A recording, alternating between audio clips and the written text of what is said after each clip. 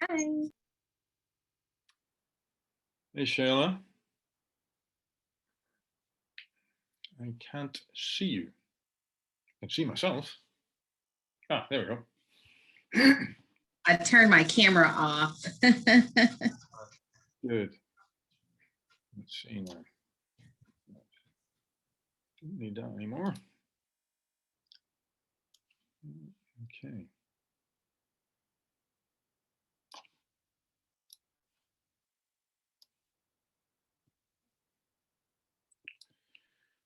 All right. Well, I'm going to turn my camera off now. Okay.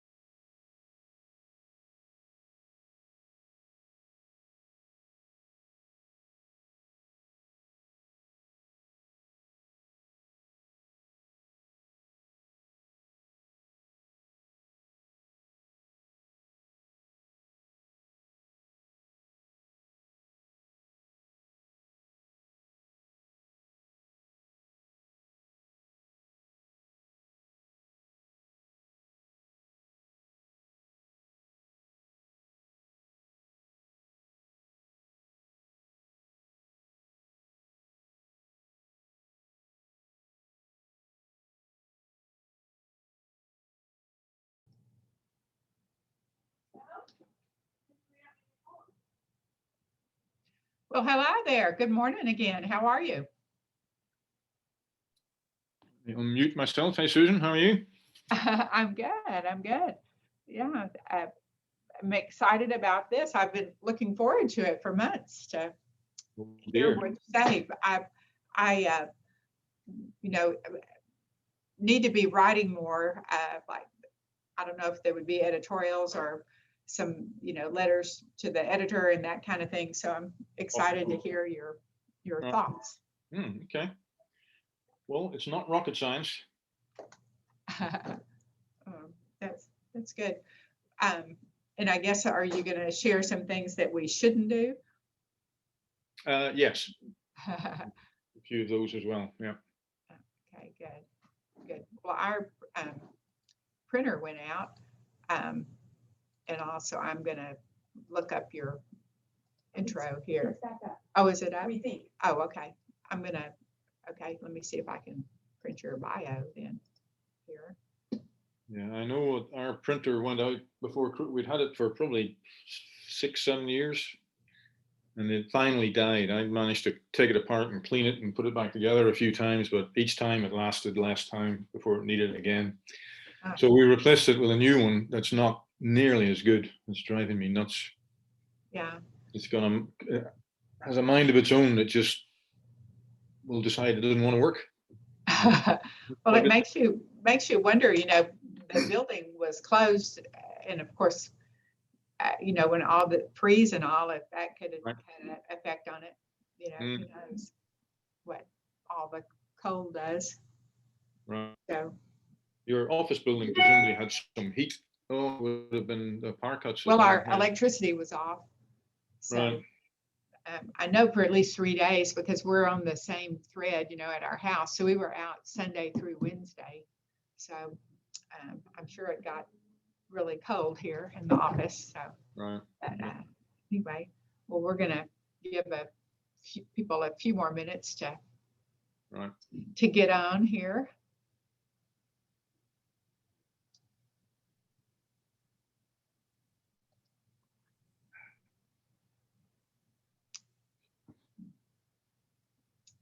Hello, everyone. Good morning.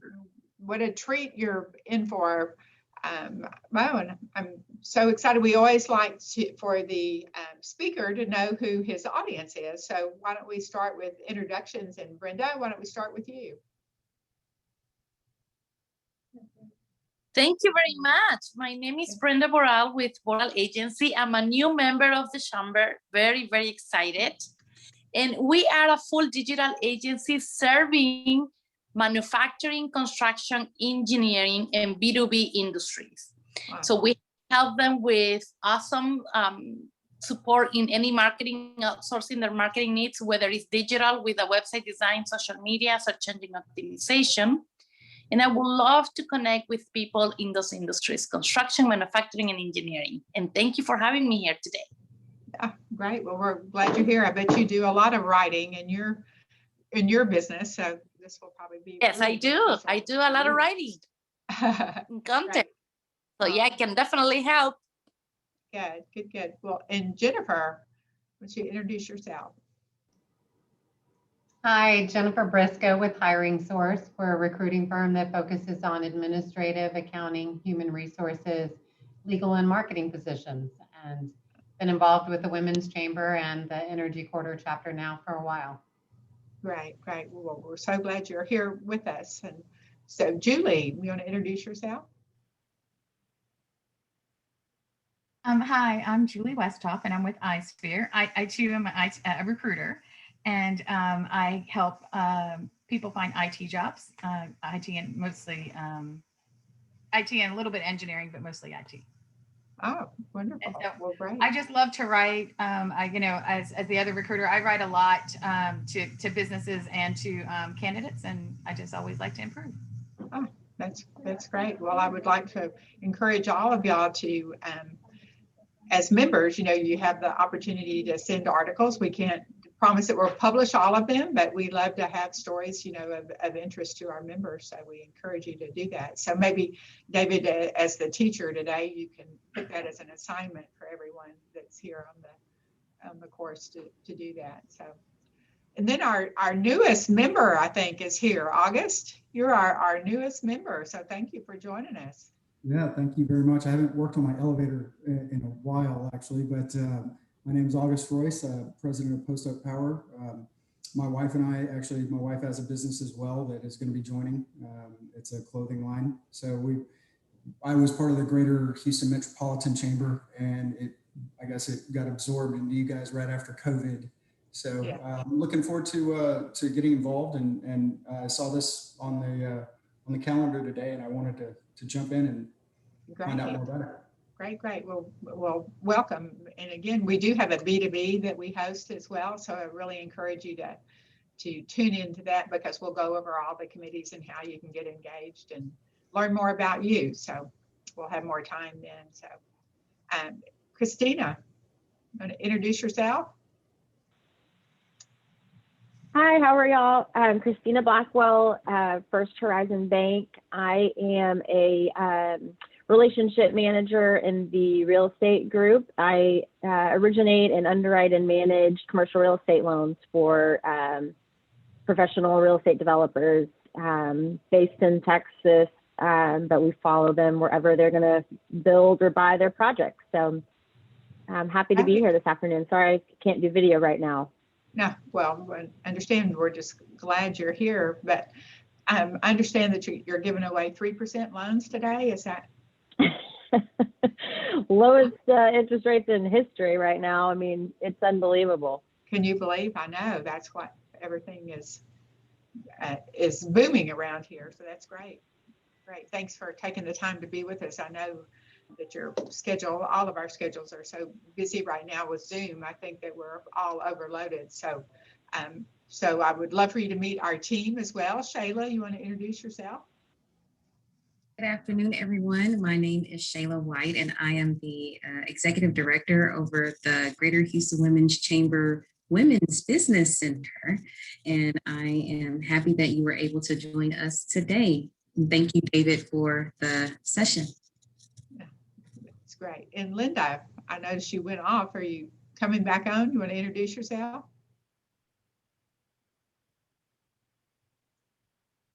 I think you're on mute. We can't hear you.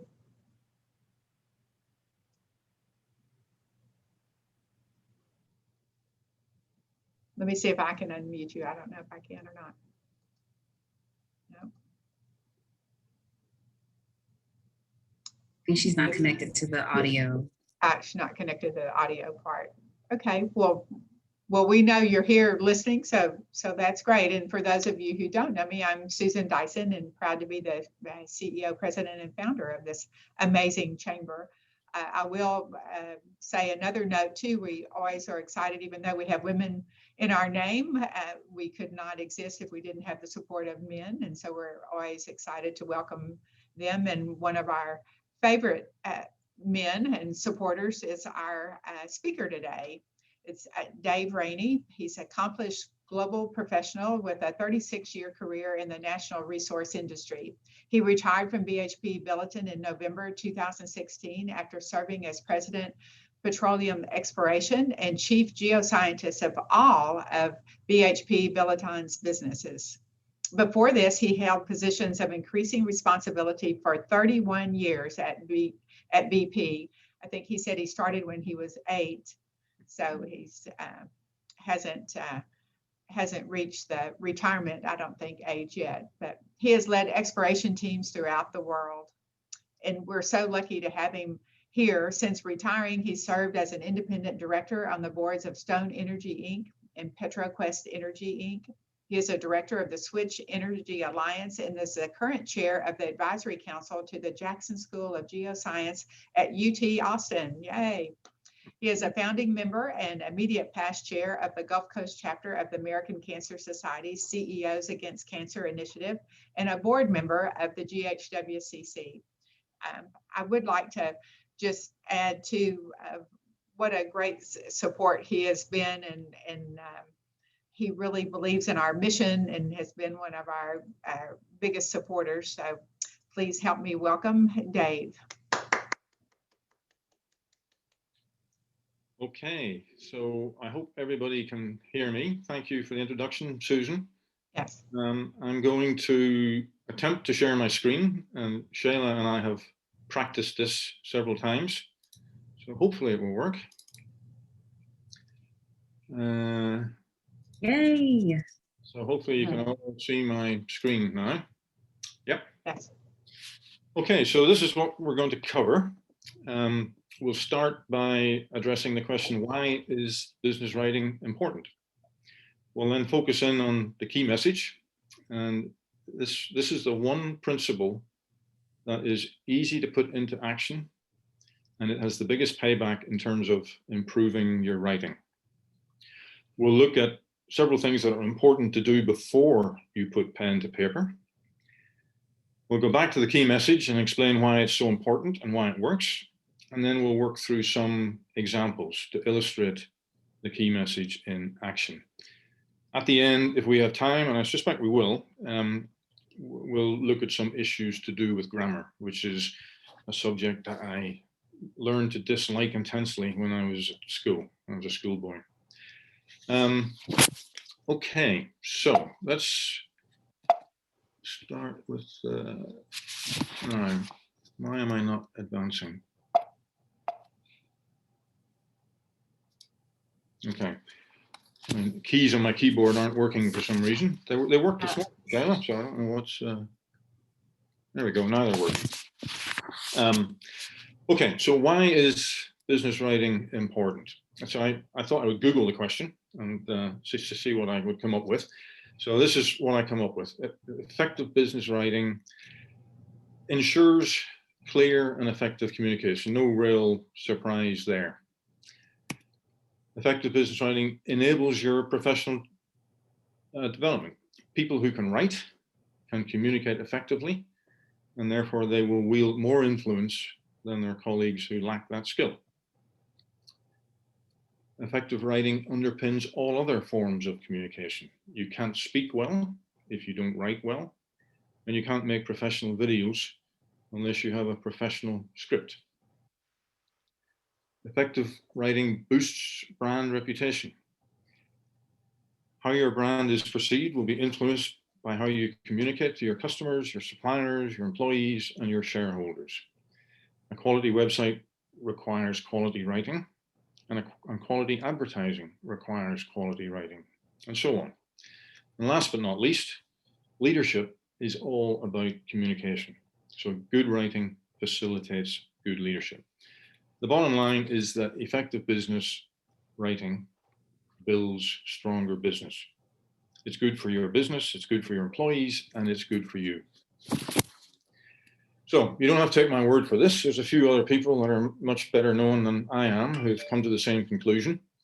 You may be aware that Jeff Bezos, CEO of Amazon, agrees with this philosophy to the point where he famously banned PowerPoint from Amazon. His point is that PowerPoint allows and even encourages cluttered and disorganized thinking, while good writing forces organized and logical thinking. He wasn't the only one. Steve Jobs actually banned PowerPoint from Apple. Now, I'm actually not quite as extreme as these two gentlemen, especially my business exploration is very visual, and we use maps, we use cross sections and charts of various sorts. So I do see a place for PowerPoint, and I'm using it here today, but it has to be used correctly. And that could be the topic of another workshop. To drive this point home about the dangers of PowerPoint, this appalling PowerPoint slide was responsible for the deaths of 7 people. This is one of the key slides, one of 28, by which Boeing engineers attempted to communicate to NASA their analysis of the risks associated with bringing the shuttle Columbia home by a standard re-entry. They had other options. The astronauts could have done a spacewalk to inspect the damage and potentially attempted a repair. They could have launched another shuttle to pick up the crew and bring them home. The Boeing engineers thought that they had communicated the risks, but they hadn't. And we could spend an hour on all the things that are wrong with this slide and why they had not communicated what they thought they had communicated. Had they written some sort of narrative document with proper sentences and proper paragraphs, those 7 astronauts might not have died. And that was one of the key findings of the investigation. So Wow. I don't want to be disrespectful here, but I do want to make a point. Death by PowerPoint is more than a cute expression. It can be real. So writing is really important. So the key message, and this is it: short words, short sentences, and short paragraphs. We'll come back to this in a few moments to talk about why these things are important. But for now, just imprint these words on your brain, because if you do nothing else today other than focus on these 3 things, your writing will be more concise, more clear, more readable, and more professional than if you do not focus on these 3 things. So before we get to putting pen to paper, there are a few other things that we have to do. The first thing is you have to know your audience. So I learned this in a very painful way early on in my career with BP. My first posting was to Aberdeen, which was a big regional office, second only to London at the time. And right from the beginning, it was clear that the technical reports that I wrote were for my boss and for my peers and the rest of the technical community. So for 6 years, I wrote reports which looked like scientific literature. They had abstracts, they had lists of references at the back. And the first thing that my boss would do when I handed him a report was he'd go to the back of the report, look at the list of references, and if I'd missed a critical internal document or a critical external paper, it would arrive back on my desk with a thump and a note saying, start again. So I learned what I had to do to be successful in Aberdeen. My next posting was to San Francisco, small satellite office, no really senior management on site. The management that we had reported into senior leaders in London. After my first project in San Francisco, I sat down and wrote what I thought was a brilliant report. It was about 30 pages long.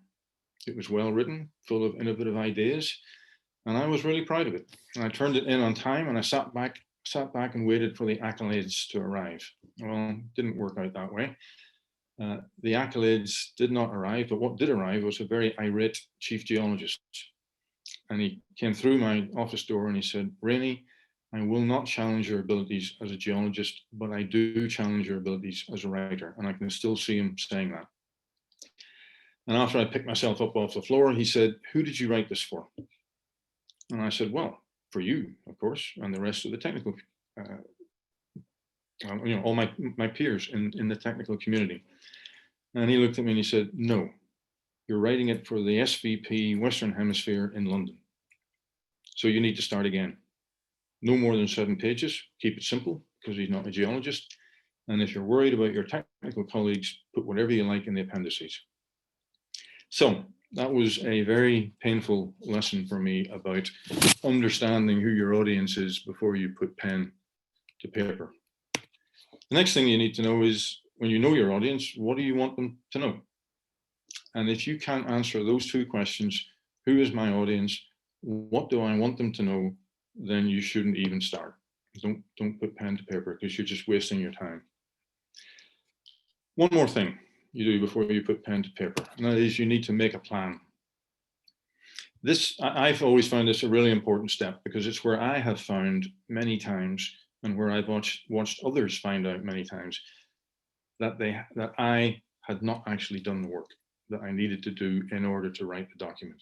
So sitting down, writing that plan, that's where you go, gosh, I don't actually know that. I need to go do some more work, do some more research before I can actually write this report.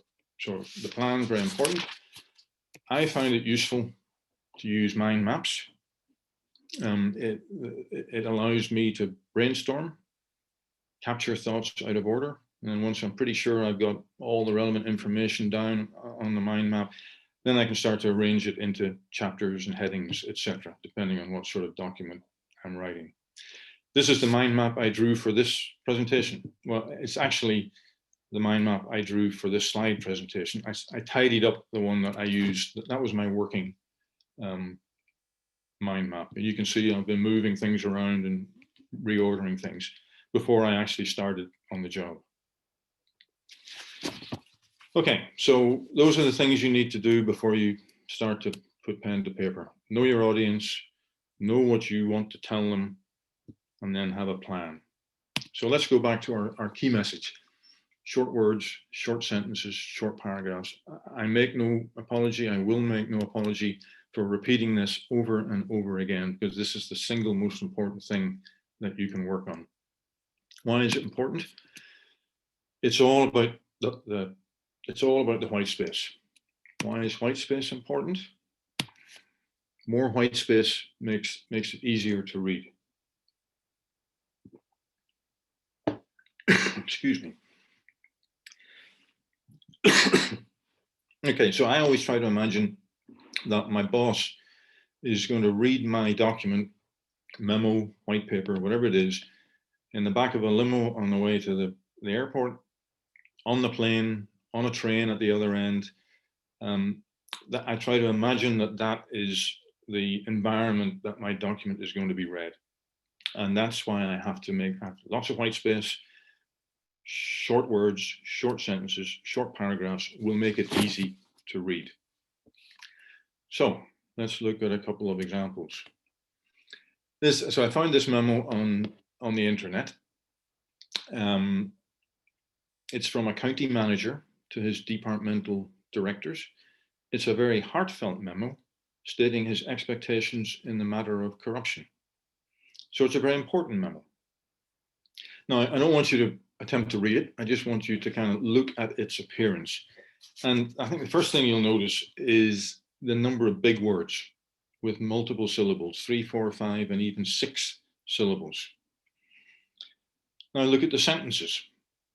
I personally have a rule, no sentences longer than 2 lines. So let's highlight the sentences here.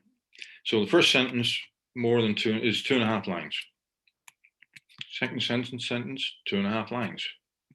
Third sentence is over 4 lines. And the fifth sentence is over 3 lines again. And then if we look at the rest of the document, a large proportion of it is made up of sentences which are longer than 2 lines. So we've got long words and we've got long sentences. Now, if we look at the paragraphs, take the shading off, there are only 3 and they're all long. So we're faced with these big blocks of text. And again, if you think about trying to read this memo in the back of a car or on a plane or a train or a tube in London, with these long words, long sentences, and long paragraphs, it's not exactly inviting us in to read. So let's look at another memo. I found this in the Berkshire Hathaway 2010 annual report. It's a copy of Warren Buffett's biennial message to his managers about integrity and corruption, strangely enough. Now look at the difference in appearance. Start with the header lines. Tightness, single-spaced, tight, difficult to read here, over here, double-spaced, easy to read. Now, let's look at the word length. Again, don't read it, just look at the appearance. I will tell you that there are only 4 words with 5 syllables and there are none with 6 syllables. Let's look at the sentences. I've now highlighted all of the sentences that are longer than 2 lines. And the one on the Buffett memo is only just longer than 2 lines. And then if we look at the paragraphs, look at the paragraphs. They're all short, lots of white space. The indenting at the beginning of the paragraphs increases the white space again, and thus increases the readability even more. So when your boss pulls this memo out of her in tray or out of her briefcase, she's going to feel invited in to read it. White space is really important. Let's look at that sentence that's over 2 lines. So you blow it up. You can read this if you want. We must continue to measure every act against not only what is legal, but also what we would be happy to have written about on the front page of a national newspaper. in an article written by an unfriendly but intelligent reporter. So it's only just over 2 lines, so you could leave it, but personally, I would just remove that. I don't think it adds that much to the sentence. The really important thing is you don't want anything that you do to end up on the front page of a national newspaper, or if you do, if it does, you want it to be for something good, not for something bad. So the Buffett memo is actually a 2-page memo. Let's see, it's page 104 of the annual report. Here's page 105. Now I'm going to highlight all the sentences on that page that are over 2 lines. There is none. And we'll come back to that expression, there is none, later, because I always want to say there are none, but it actually should be there is none. All of the sentences are under 2 lines. There is, however, one long paragraph. Now it's on a different topic from the rest of the memo. The memo, and you see actually Buffett has drawn a line under the first section, which is all about corruption and expectations with regard to integrity. This sentence is about succession planning. So we're going to blow that sentence up. Here it is. You don't have to read it because I'm going to lead you through it. And I know I'm treading in very dangerous waters here by suggesting or by criticizing Mr. Buffett, but I'm going to very respectfully and very politely suggest that this paragraph could have been organized slightly better, and in fact could have been broken up into 4 separate paragraphs. But before we get into that, and what I'm going to do is I'm going to rebuild, I'm going to sort of dissect the paragraph and rebuild it in this box below. But before we get to that, there's a couple of things that I don't like about this paragraph in general, other than that it's long. The first thing is I've highlighted, I need your help in respect to the question of succession. I'm not looking for any of you to retire, and I hope you all live to 100. In Charlie's case, 110. That's Charlie Munger, his partner. The problem is that that's not he's made it a sentence, he's put it in parentheses, but that is not a sentence. A sentence has to have a subject and it has to have a verb, and there is no verb. So that is not a sentence. So the simple way to solve that is just to connect that last final clause with a dash.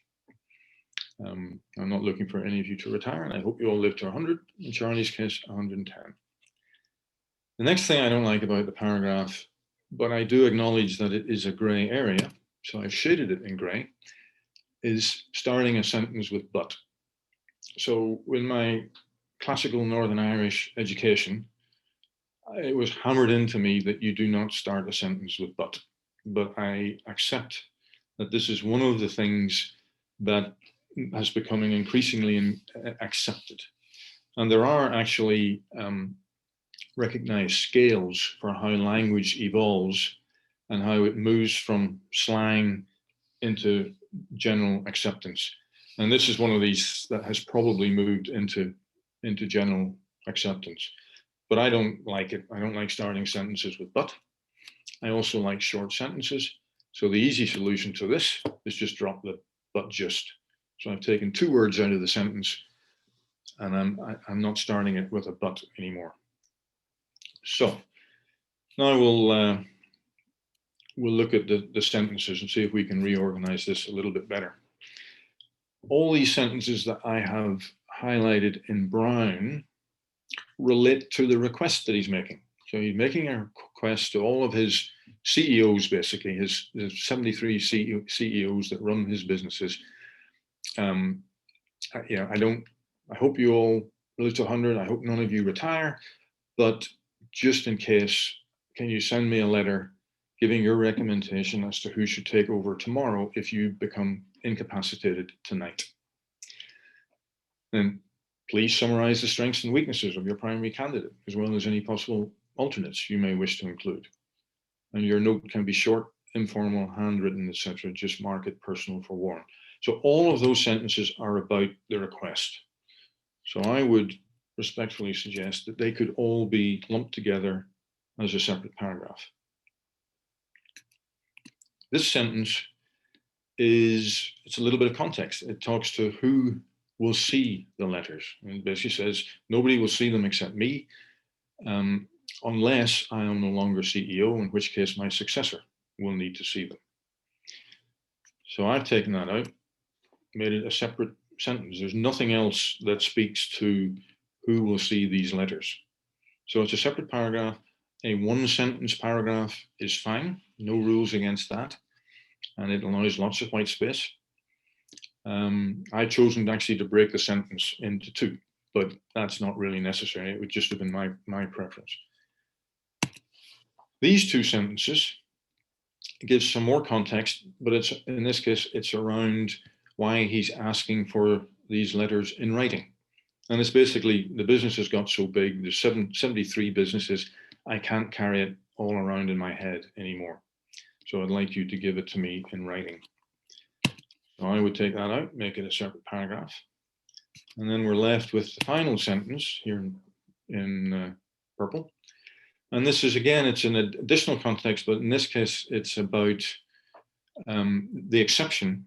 If there are businesses that are run by two or more as equals, then I don't need to worry about one of you keeling over in the middle of the night. So just ignore this request. So that, to me, becomes the final paragraph. I might have been inclined to add a caveat around, if that's the case, then please don't ride to the airport in the same car or fly on the same airplane, because I don't want to lose all of you at the same time. Anyway, so that's how I would have restructured that paragraph.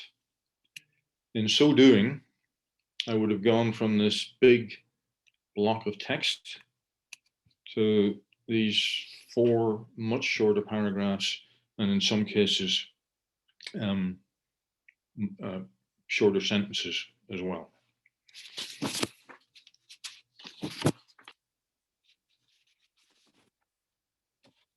Okay, so just that was a couple of examples on, an example of a bad memo with big words, long sentences, long paragraphs, to a much better memo with short words, short sentences, short paragraphs, with one exception, that with maybe a little bit of work could have been made more consistent with the rest of the memo and had short words, short sentences, and short paragraphs. So some tips for how to increase white space. So use headings. A one-page memo is probably not worth it, but if you get beyond one page and there is a logical way to break it into headings, do so, because it will increase the white space. It will make it easier to read. Use bullet points rather than lists in sentences. That's pretty obvious, pretty simple. And then this one, don't use smothered verbs. And what that means is avoid the words make, give, have, take, conduct, came, or words ending in ION or MENT when associated with a verb. So let's look at some examples. 6 examples. And these are very common business expressions. We need to make a decision. Okay, that's an example of the word make associated with a verb. Well, it's turning the verb into an adjective and putting make in front of it. So the correct way to say that would be, we need to decide. We should give consideration to. We should consider. I have a suspicion. I suspect, and so on. You can read them yourself. What is really important here is that if you count the words on the left-hand side, there are 30 of them. You count the words on the right-hand side, the green side, there are 18. So by simply avoiding smothered verbs, we have cut the word count essentially in half. And that facilitates shorter sentences, shorter paragraphs, etc. Another one that you can look for is avoid redundancy. You know, divide it equally in half, divide it equally, or divide it in half. But you don't need to say divide it equally in half. So those are some things that you can do to increase the white space, other than just looking at what you've written and seeing if there's a way to break the sentences up, break the paragraphs up. So one more thing: short words, short sentences, short paragraphs. I'm going to repeat it over and over again. Short documents. I have worked for bosses who would not read a memo that was more than 2 pages long. In fact, I worked for one who wouldn't read it if it was more than 1.5 pages long. It would just go in the wastepaper bin. So I do believe that if it's a memorandum, keep it to less than 2 pages. Now, every organization will have its own hierarchy of documents. The one I'm going to run through here is common to both BP and BHP. But these are the limits, if you like, that I've come up with over my, whatever it is, 40 years of business writing. So memos, no more than 2 pages. A white paper going to the board, for instance, no more than 5 pages of text. I'm sure some of you have seen the volume of documents that board members have to wade through for every board meeting. The digital world was a wonderful godsend to board members, because before that they had to travel with suitcases full of volumes of documents that they would have to read for every board meeting. And a diligent director will read whatever is put in front of him, but if the white paper is more than 5 pages, he'll read it, but what he'll get out of it is a different question. So if you want the board to do something, you make sure your white paper is less than 5 pages of text.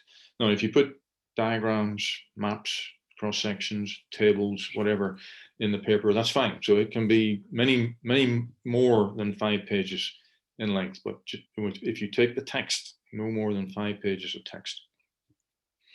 If you can't write it in more than 5 pages of text, it then becomes a technical report. But even there, go back to my my boss in San Francisco, maximum of 10 pages, and you can put whatever you want in the appendices. So the actual thing, when it's bound together, can be 50 pages long, but the report itself, the bit that you would want your boss and your boss's boss to read, should be no more than 10 pages. So short words, short sentences, short paragraphs, and short documents. So before we leave that, just some quotable quotes. This is, again, it's not me, it's not just Mr. Bezos and Mr. Jobs. William Strunk was an American author. A sentence should contain no unnecessary words, and a paragraph, no unnecessary sentences. I'm a huge fan of Winston Churchill. Broadly speaking, short words are best, and the old words, when short, are best of all. Churchill is also credited with having said, little men use big words and big men use little words. I'm not sure about that. I think that's something that somebody thinks Churchill should have said, but I'm not sure he actually did say it. Many people have been credited with this one. I think it was a Frenchman, Pascal, who said it first, but many people have been credited with it. If I had more time, I would have written a shorter letter. Benjamin Franklin said essentially the same thing. I've already made this paper too long, for which I must crave pardon, not having now time to make it shorter. I really like this one. Writing long sentences is like adding water to tea. The more words, the weaker the message. And then David Mitchell is an English author. By the time Penhaligon staggers to the end of one sentence, its beginning has receded into fog. You do not want your boss to be staggering to the end of one of your sentences when the beginning has receded into fog. Okay, so the thorny issue of grammar. Is it important? I kind of dodge the issue here. I say yes and no. Why do I say that? The rules of grammar are precise, but language evolves, as we've already discussed. So that means that there are lots of gray areas. So it's a great topic of conversation, great topic for debate in many cases. But I do think there are some rules that we should not break. And we've talked about one of them already. Sentences must be sentences. It has to have a subject and a verb. While I was cruising around the internet, just before this, I found that a lot of places where it says a sentence has to have a subject, a verb, and an object. That is not correct. It has to have a subject and a verb. Now, obviously, it can have an object, but the very minimum for a sentence is a subject and a verb. It needs to be singular and plural agreement. And I've mentioned this first one. I always will say there are none, but that's wrong. And it grates on me to say there is none, but that's the right answer because none is short for not one. So there is not one. I usually get this one right because of my classical Latin education. The data is wrong. It's the data are. The singular of data is datum. So the datum is, the data are. Each person did their work quietly. So each person is singular, there is plural. This is actually a difficult one because if there is no single word in the singular, so it becomes each person did his or her work quietly. Or you could say, recognize that that actually is a smothered verb and say each person worked quietly. And you've also reduced the number of words, all in service of white space. Tense agreement. The boy insisted that he has paid for the candy bars. And it should be the boy insisted that he had paid for the candy bars. Or again, that is a smothered verb. So you could just say the boy insisted that he paid for the candy bars. The doctor prescribed bed rest for the patient who suffers from a bad back. Should be from the patient who suffered from a bad back. Use commas correctly. This is a good one. It can change the meaning of something completely if you put the comma in the wrong place. A woman without her man is nothing. A woman without her man is nothing.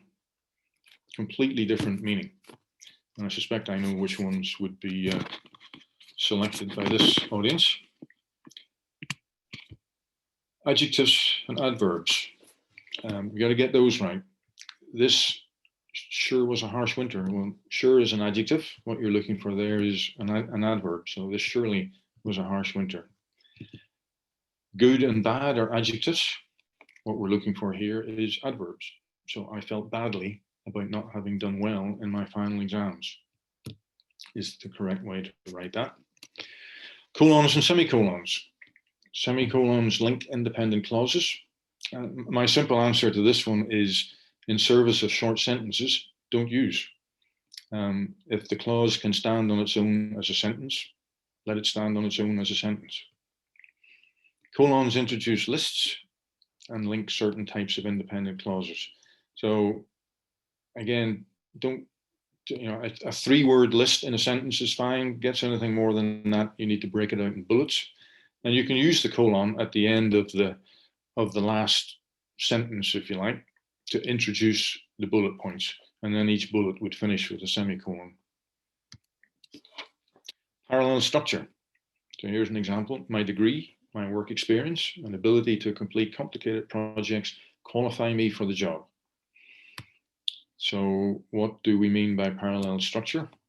My degree, my work experience, and my ability to complete complicated projects qualify me for the job.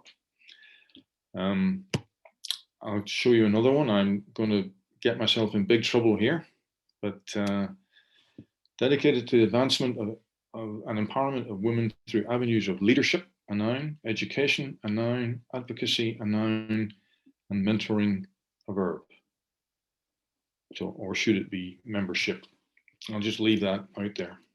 And actually, mentoring is one of these words. It is making that evolution from slang to acceptable. So you can go out on the internet and you can find places where it will say mentoring is a verb, but the way I was brought up, mentoring, sorry, we'll say that mentoring is a noun.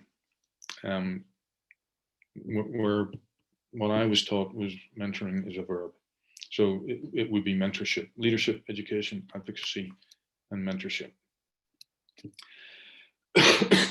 And then there's the infamous split infinitive, to boldly go. So I don't like split infinitives, but I'm probably in a minority of one for this. This is one that has clearly made the transition to acceptance in the general population as okay. And what drove that, of course, was Star Trek. You know, the first words of every Star Trek. And all of us grew up with "to boldly go where no man has gone before." So, you know, are these things important? Again, yes and no. Some of them are absolute no, you must not do these. Some of them are getting a little bit gray. I think the important thing is you need to know what your boss thinks is important. Because if he thinks this is important and, you know, this grammatical line is something that should not be crossed, then I would suggest that that is something that you ought to know, and then you can avoid it. So I think that's, it is a difficult issue because some of these areas are so gray. So I think, you know, just find out what your boss thinks is important and make sure you don't cross those lines. So another grammatical issue is using the right word. And, you know, you all know the difference between there, and there. You all know the difference between to, and to. What I find is when I'm writing, if my fingers are going full blast on the keyboard, sometimes they have a mind of their own and they'll write the wrong thing. So you have to go back and check what you've written.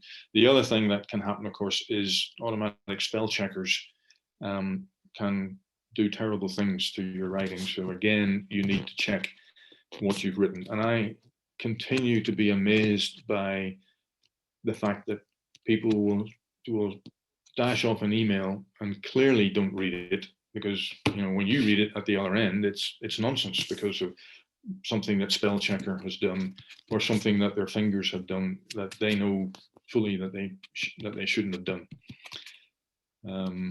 So that in which you use that with a restrictive clause, i.e. something that will change the meaning of a sentence, and you use which with an unrestricted clause, something which if you take it out, it won't change the meaning of the sentence. It's and its, you know, it's is the possessive, apostrophe S is short for it is. I, me, who, whom. I and who are the subjective, and me and whom are the objective. That one can get a little bit tricky. I've find myself using I as an object. I can't think of I should have thought of an example, but I know I do it sometimes just in speech, but I know I shouldn't do it, and I usually do catch it when I'm writing. Assure, insure, and insure. There's, you know, assure is to guarantee, insure is to make certain, and insure is about insurance policies and things. Between and among, you use between when you're speaking about a group of two, and among when it's a group of three or more. And then different than and different from. Again, you know, most of these are absolute, you know, lines that you shouldn't cross. Some of them are a little bit gray, but I would, you know, suggest that, again, check with your boss, make sure that, now if he's patently wrong on one of these things that you shouldn't break, then, you know, how you find politely how to inform him of that, that's a bit challenging. I actually had a BHP government and public affairs were writing a report for the intranet about, I'd done a presentation up at UT and a dedication of a piece of equipment. And they had tried to write the document, and I didn't like what they were doing, so I wrote it myself, sent it to them. And the head of government and public affairs came into my office and said, "Yeah, that was really good, Dave, but I've corrected your grammar." And she had gone through and split every one of my infinitives. So I politely suggested that she didn't do that again. Okay, now this is for me, this is a boundary, principal and principle. So principal is about being first. Principle is the fundamental truth, be the way to think about that. That one is, those words are misused very commonly. Okay, so final thoughts. So you've got the key message. If you work on nothing else, if you remember nothing else, short words, short sentences, and short paragraphs. Dave, I'm going to interrupt you. Say, Brenda's saying she can't hear. Okay. If you could talk a little louder. Maybe. Oh, I'm sorry. Can everybody else hear? Okay, so final thoughts. And we talked about this a little bit. Whenever you've finished writing what you're writing, read it. And I would suggest that you read it out loud. Because if it feels clunky when you speak it, it will be clunky when you read it. So you don't want your boss to be reading something that feels clunky. So read it out loud. Jeff Bezos, he argues that you cannot write a 6-page memo. His memos are 6 pages. That's what he insists that are submitted to him.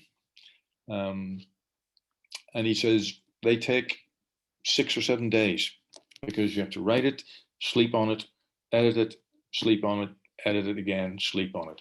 So we don't always have the time, but always read what you've written. And then check and check and check again. Check for rhythm. Again, if you read it and it doesn't have rhythm and it's clunky, if you read it out loud, then you need to rewrite it because it will be clunky when your boss is reading it. Check for ambiguity, especially related to time, as we're all sending emails around the world and arranging meetings. You know, your tomorrow can be somebody else's yesterday. Numbers, if you have numbers and tables in your memo or your report, check them, and check again.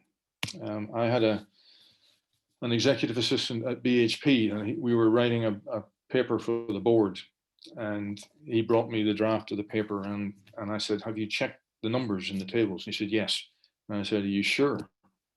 And he said, "Yes, I've double checked them." And then he said, "And Niall has checked them." And Niall was the vice president who reported to me. And I said, "Well, I'm going to check them again." And I found a mistake. And when I pointed it out, he said, "How did you find that?" And I said, "Well, did you add up all of, did you check all your totals?" "Yes." "Okay. Did you check your totals in this direction?" "Well, those totals don't appear on the table." "Okay. But then if you had done that, and then you'd added those totals and added those totals, you'd have got a different number." That's how I did it, and that's how I found the mistake. So if something is going to the board, check it and check it and check it again. And then finally, always remember short words, short sentences, and short paragraphs. And I guess if we have time, I don't know whether we do or not, but happy to take questions or happy to leave it there. Yeah, I think we have time. Does anyone have any questions or comments? How do I get out of this? If I stop the share, there we go. Okay. Oh, great. No, I would like to share, we go through the insights testing in our Thought Leaders program. And Dave, it relates so much, of course, to my personality where you're talking about be short, be brief, but this is the little sentence for my personality. It says, be brief, be bright, and be gone. So, it's really true, especially when you're reading something, you don't want to have to really feel like you're reading a novel. And I love the points about indentation in the paragraphs. I think that's, was so much easier to read. I thought that was really good. And it looks like we have Diana. Everybody else introduce themselves. You want to introduce yourself? Sure. Good afternoon, everyone. My name is Deanna Candelaria Reyes, here in the Houston area. Thank you, Shayla, for having me join here. I'm a management consultant. I've got a small consulting company here that's focused on people development. And our tagline is enabling people to execute strategy. So happy to be here. Thank you. Thank you. And Dave, do you think that everything that you said is true too for our email when you're communicating? Same. Yes. Yeah, that's, I continue to be amazed by the nonsense that I get in emails, because people don't read what they've written. And again, an email that is a page long and it's all one paragraph is going to be very difficult to read, and people who are incredibly busy are just not going to do it. Yeah. I know another thing, that just because my mom spelled my name Suzan instead of Susan like normal, so it really means a lot to me when somebody takes the time to spell my name right, and I see that so many times. So I'm really particular in looking back to make sure I'm spelling everybody's name right. Right. And another one is equal respect. If you say Mr. So-and-so, but Julie so-and-so, it's got to be Mr. So-and-so and Ms. So-and-so. Yes, yeah. So any other questions? I'm sorry, Brenda, can you hear us? I think her sound must have gone out or something. So I do have a question. When you're not sure, or when you're not positive of who the audience is, not like, how do you address them, I guess is what I'm trying to ask. It used to be to whom it may concern. I find that I'm not sure how to update that, or is that the same rule as in the past? I have seen that, and I think you can still use that, but it would be very rarely. It would be when you really do not know who it is you're. Right, that's what I'm asking. Sometimes you don't. Yeah. I mean, sometimes you just don't know who's going to be a reference that you're writing because the person that you're writing reference for asked you for the reference, not for any specific job. Then I think that's appropriate to say to whom it may concern. Okay, thank you. But if you're writing it, if you've been called by somebody to say, can you give me a reference for this person? Or if the person themselves saying, I'm applying for a job at this place, at this company, can you write me a reference? Then I think you would try to find out who you're writing it to. Oh yeah, absolutely. So it's only a very last resort. Okay, thank you. Does anybody else have any pet peeves that would help all of us when you receive a letter or a note, an email that might prevent us from doing something that aggravates you? Jennifer, is there anything that you see with people applying for jobs, and is there something glaring that you shouldn't do? Not me. I would say like definitely misspelled words, typos, somebody who didn't take the time to proofread, but I don't think it gets on my nerves because I've been doing this for so long that if it did, I wouldn't still be here since I started the business in the 90s. But just kind of gotten used to it. It helps me with screening the candidates and who actually takes the time to check those things. Some people may not have writing skills. Maybe they're an accountant, so there's certain fields that may not be a strength of theirs, but as long as it can be accurate. That's all that really matters versus kind of a sloppy one with misspelled words or really poor grammar. Yeah. Is there any other questions? I just had a thought. I agree with David on the bullets. I know that people, when they write their resumes, tend to, if they use bullets, it's easier to read. And I think at least for the IT managers, the spacing and everything you were talking about, bullets helps them read it when, as opposed to getting a resume that just is just all text and all words. We'll have paragraphs and people won't take the time to read it. So to your point, I appreciate that. I agree. I think David was right in the fact that, like, when I'm doing my writing to prospective clients or existing clients, I utilize a lot of that because I'm assuming that their lives are like mine, extremely hectic. And so if you can be very brief and you can separate paragraphs even more so, or bullet points, it seems to make a difference, because otherwise they're going to skim through it and maybe miss something critical. To actually stop and think about it. I do the same with candidates, and I'll even put in all caps, please reply confirming receipt. Like if I'm sending the information for an interview and I need to make sure that they received all the details so that they can arrive on time and know where they're going. So utilizing a lot of those type of things to make things pop. Definitely don't use caps when I'm dealing with my clients, but with my candidates I do. But with the clients, it's more spacing things out, bullets, to really make sure that something's going to stand out to them quick. I think everybody's in that situation that they don't have the time to read through a lot of information.